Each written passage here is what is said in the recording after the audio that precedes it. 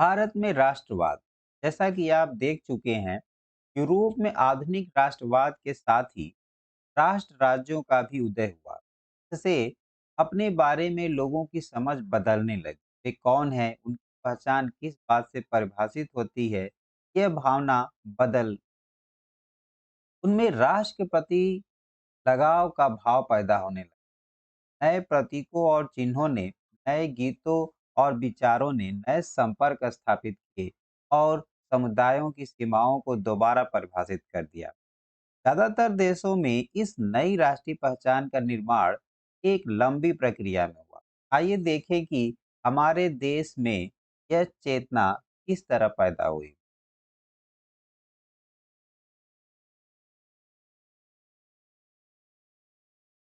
दूसरे उपनिवेशों की तरह भारत में भी आधुनिक राष्ट्र के उदय की परिघटना उपनिवेशवाद विरोधी आंदोलन के साथ गहरे तौर पर जुड़ी हुई थी। औपनिवेशिक शासकों के खिलाफ संघर्ष के दौरान लोग आपसी एकता आपसी एकता को पहचानने लगे थे। उत्पीड़न और दमन के साझा भाव ने विभिन्न समूहों को एक दूसरे से बांध दिया, लेकिन हर वर्ग और समूह पर उपनिवेशवाद का असर एक जैसा नहीं था। उनके अनुभव भी अलग थे और स्वतंत्रता के मायने भिन्न थे। महात्मा गांधी के नेतृत्व में कांग्रेस ने एक समूह को इकट्ठा करके एक विशाल आंदोलन खड़ा किया, परंतु इस एकता में टकराव के बिंदु भी निहित थे। पहले की एक और पुस्तक में भी आपने भारत में राष्ट्रवाद के उदय का अध्ययन किया था। वहां आपने 20वीं सदी के पहले दशक तक की कहानी पढ़ी थी। इस अध्याय में हम 1920 के दशक से आगे अध्ययन करेंगे और असहयोग आंदोलन तथा सविनय अवज्ञा आंदोलन के बारे में पढ़ेंगे।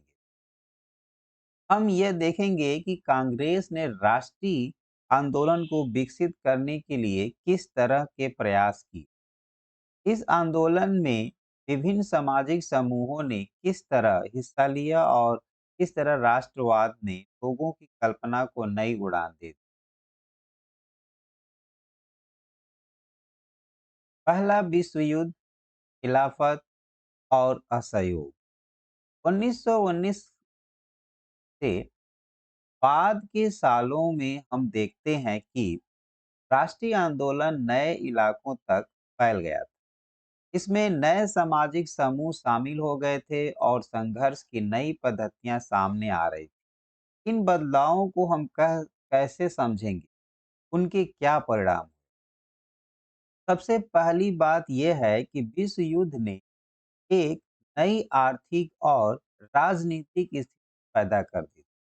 इसके कारण रक्षा व्यय में भारी इजाफा हुआ। इस खर्चे की भरपाई करने के युद्ध के नाम पर कर्जे लिए गए और करों में वृद्धि कर दी गई।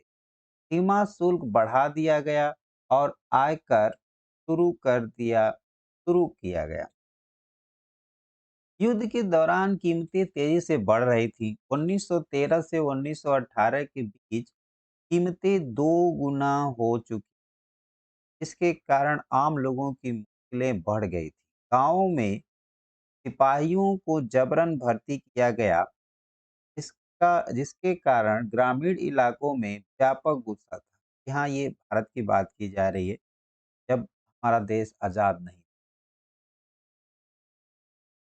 1918, 19 और 1920-21 में देश के बहुत सारे हिस्सों में फसल खराब हो गई, जिसके कारण खाद्य पदार्थों का भारी अभाव पैदा हो गया।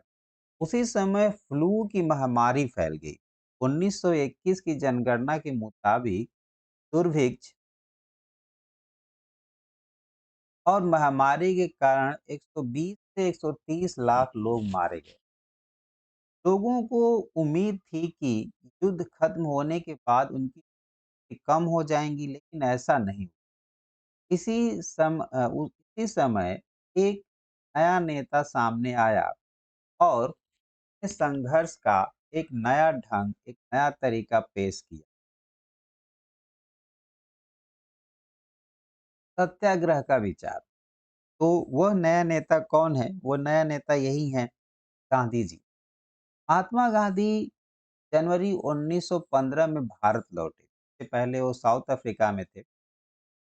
इससे पहले वे दक्षिण अफ्रीका में थे। उन्होंने एक नए तरह के जन आंदोलन के रास्ते पर चलते हुए वहां की नस्ल भेदी सरकार में सफलतापूर्वक लोहा लिया। इस पद्धति को वे सत्याग्रह कहते थे। सत्याग्रह के विचार में सत्य सख्ती पर आग्रह और सत्य की खोज पर जोर दिया जाता था। इसका अर्थ ये है कि अगर आपका उद्देश्य सच्चा है, यदि आपका संघर्ष अन्याय के खिलाफ है, तो उत्पीड़न से मुकाबला करने के लिए आपको किसी शारीरिक बल की आवश्यकता नहीं, प्रतिशोध की भावना या आक्रामकता का सहारा लिए बिना सत्याग्रही केवल अहिंसा के सहारे भी अपने संघर्ष में सफल हो सकते हैं। हिंसा का सहारा गांधी जी लेते थे। इसके लिए दमनकारी शत्रु की चेतना को झिझोड़ना चाहिए। उत्पीड़न शत्रु को ही नहीं, बल्कि सभी लोगों को हिंसा के जरिए सत्य को स्वीकार करने पर विवश करने के बजाय सच्चाई को देखने और सहज भाव से स्वीकार करने के लिए प्रेरित किया जाना चाहिए। इस संघर्ष में अंततः सत्य की जीत होती है। गांधी जी का विश्वास था कि अहिंसा का धर्म सभी भारतीयों को एकता के सूत्र में बांध सकता है। ऐसा गांधी जी सोचते थे। भारत आने के बाद गांधी जी ने कई स्थानों पर सत्याग्रह आंदोलन चलाया। तो याद रखिए कि गांधी जी आप 1915 में भारत रिटर्न आए। 1916 में इनका कोई भी डेटा नहीं यहाँ पे है, लेकिन वो 1916 तक भारत का भ्रमण किए। तो भारत आने के बाद गांधी जी ने कई स्थानों पर सत्याग्रह आंदोलन चलाया और 1917 में उन्होंने बिहार के चंपारण इलाके का दौरा किया। ये पहला डेटा है कि 1917 में उन्होंने बिहार के चंपारण इलाके का दौरा किया, को याद रखना है। और दमनकारी दमनकारी बागान व्यवस्था के खिलाफ किसानों के संघर्ष के लिए प्रेरित किया। 1917 में उन्होंने गुजरात के खेड़ा जिला के किसानों की भी मदद के लिए सत्याग्रह का आयोजन किया। 1917 में गांधी जी दो कार्य किए। एक तो बिहार के चंपारण इलाके का दौरा किया और वहां की जो दमनकारी बागान व्यवस्था के खिलाफ किसानों को संघर्ष के लिए प्रेरित किया। और 1917 में ही उन्होंने गुजरात के खेड़ा जिले के किसानों की मदद के लिए सत्याग्रह का आयोजन। खराब खराब फसल हो जाने और प्लेग महामारी, तो उस समय कौन सी बीमारी चल रही थी? प्लेग। प्लेग की महामारी के कारण खेड़ा जिले के किसान लगान चुकाने की हालत में नहीं। वे चाहते थे कि लगान वसूली जाए। 1918 में गांधी जी सूती कपड़ा कारखानों के मजदूर के बीच सत्याग्रह आंदोलन चलाने अहमदाबाद जा पहुंचे। उन्होंने फिर 1918 में किए। तो 1918 में उन्होंने सूती कपड़ा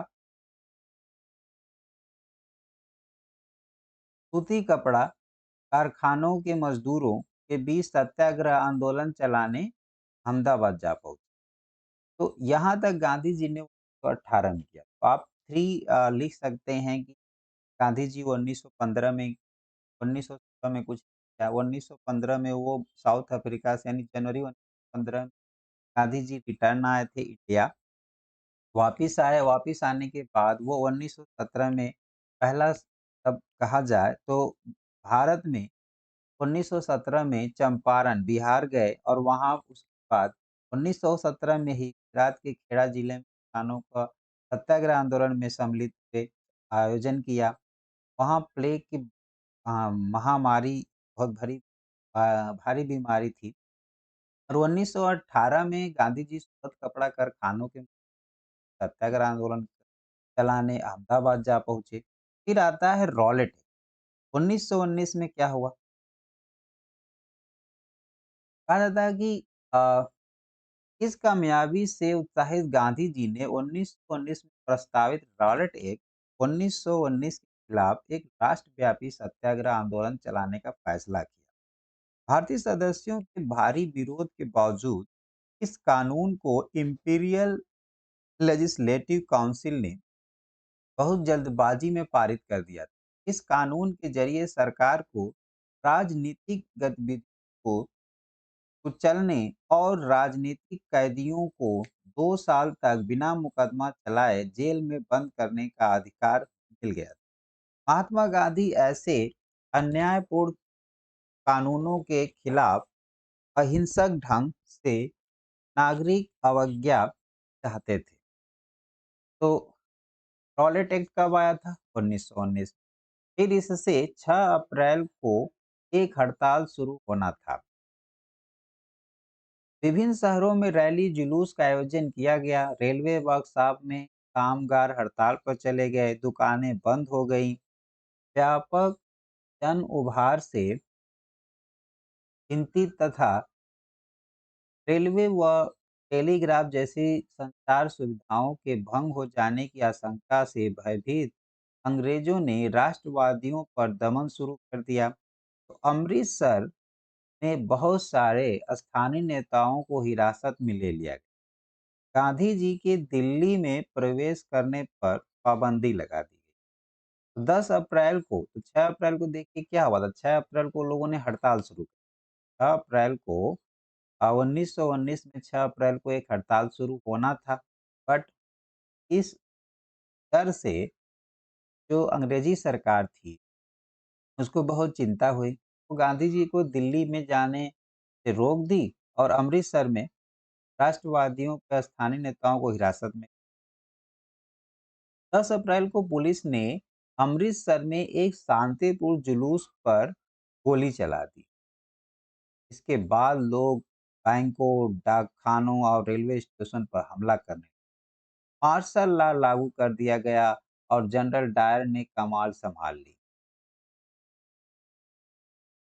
तो 13 अप्रैल को जलियांवाला बाग हत्याकांड हुआ। उस दिन बहुत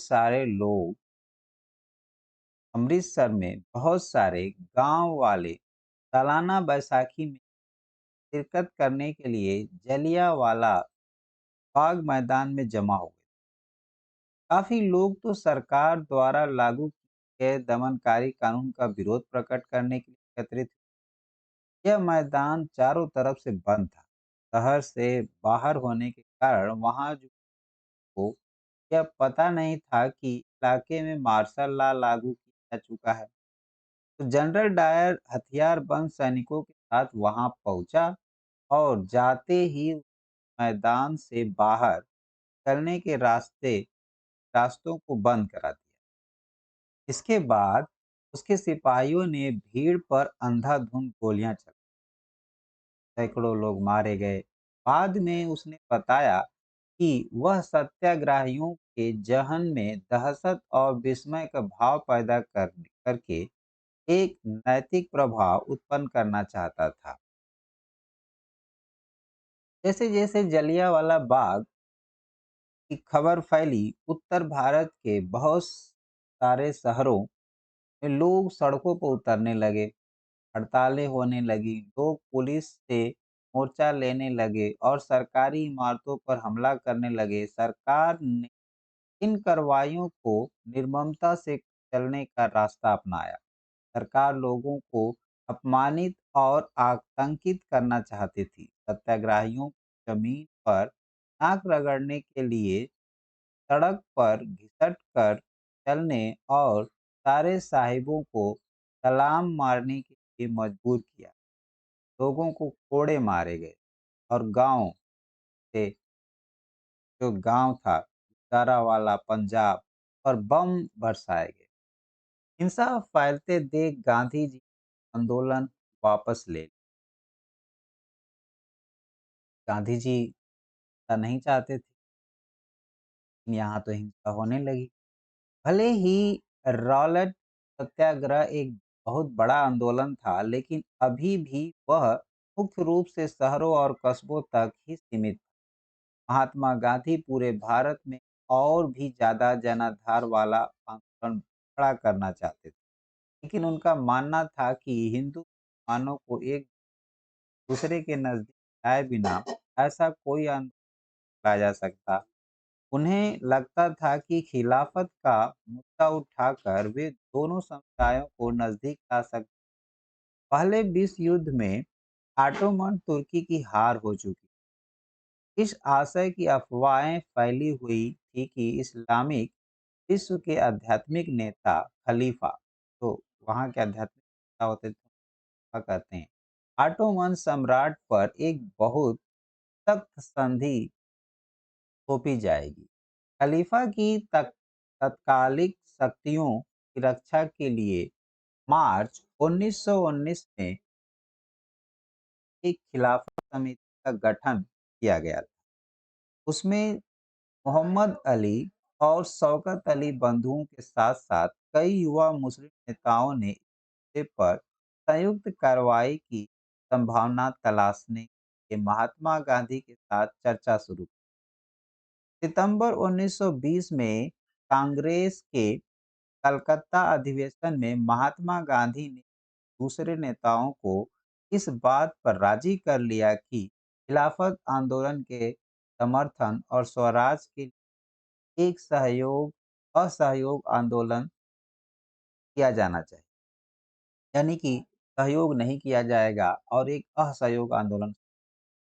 तो क्या होगा असहयोग आंदोलन के बारे में जान असहयोग आंदोलन, असहयोग ही क्यों? असहयोग का मीनिंग होता है जिसका हम सहयोग ना, यानी कि एक ऐसा आंदोलन शुरू होगा जिसमें किसी का सहयोग नहीं करेंगे। तो असहयोग आंदोलन, ये हम इस पार्ट को कल स्टार्ट करेंगे। तब तक के लिए